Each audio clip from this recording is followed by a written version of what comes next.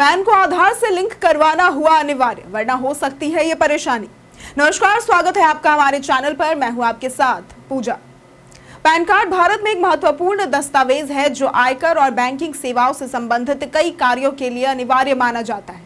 Pan card के बिना कई वित्तीय काम रुक सकते हैं, जैसे कि आयकर रिटर्न दाखिल करना, बैंक खाता खोलना और कई अन्य वित्तीय लेन देन। इसी कारण से पैन कार्ड के साथ जुड़े कुछ नियमों का पालन करना भी जरूरी है, ताकि किसी प्रकार की कठिनाई का आपको सामना न करना पड़े। इसी कड़ी में पैन कार्ड धारकों के लिए अपने पैन कार्ड को आधार कार्ड से लिंक कराना भारत सरकार ने अब अनिवार्य कर दिया है। अब जिन व्यक्तियों ने अपने पैन कार्ड को आधार से लिंक नहीं किया है, उन्हें वित्तीय या फिर कानूनी परेशानियों का सामना भी करना पड़ सकता है। तो चलिए आपको बताते हैं कि अगर पैन कार्ड को आधार से लिंक नहीं कराया जाता तो आपको किन किन परेशानियों का सामना करना पड़ सकता है।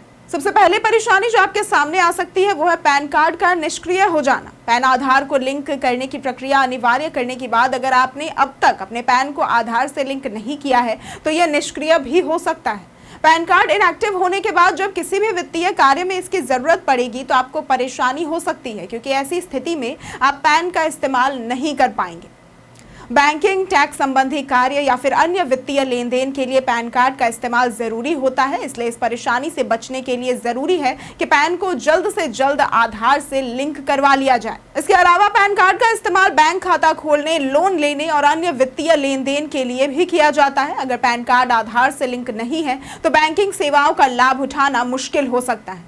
इसके अलावा आप किसी भी वित्तीय लेन देन के लिए पैन का उपयोग नहीं कर पाएंगे, जिससे आपके वित्तीय कार्यों में रुकावट भी आ सकती है। तीसरी परेशानी जो आपके सामने आ सकती है वो आईटीआर का नहीं भर पाना।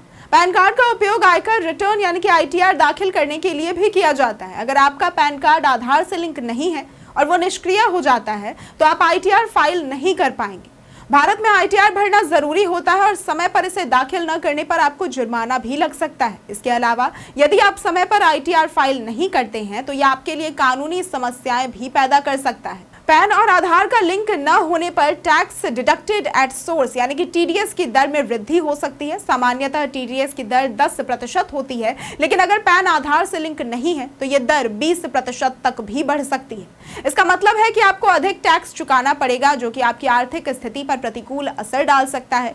इस बढ़े हुए टीडीएस को बचाने के लिए आपको पैन कार्ड को आधार से तुरंत लिंक करा लेना चाहिए। अब भारत सरकार ने कई बार पैन और आधार लिंकिंग को लेकर लोगों को सूचित किया है। यदि आपने अब तक ये काम नहीं किया है तो आपको जल्द ही इसे पूरा करने की सलाह दी जाती है। सरकार ने यह सुनिश्चित किया है कि बिना आधार से लिंक किए पैन कार्ड का इस्तेमाल करना संभव ना हो पाए, ताकि किसी भी तरीके की टैक्स चोरी जैसी गतिविधियों पर नियंत्रण रखा जा सके और वित्तीय क्षेत्र में पारदर्शिता सुनिश्चित की जा सके। पैन कार्ड और आधार कार्ड का लिंक होना अब अनिवार्य हो चुका है और इससे न केवल आपके वित्तीय लेन देन में आसानी होगी, बल्कि आपको कानूनी समस्याओं और अधिक टैक्स चुकाने से भी बचाएगा।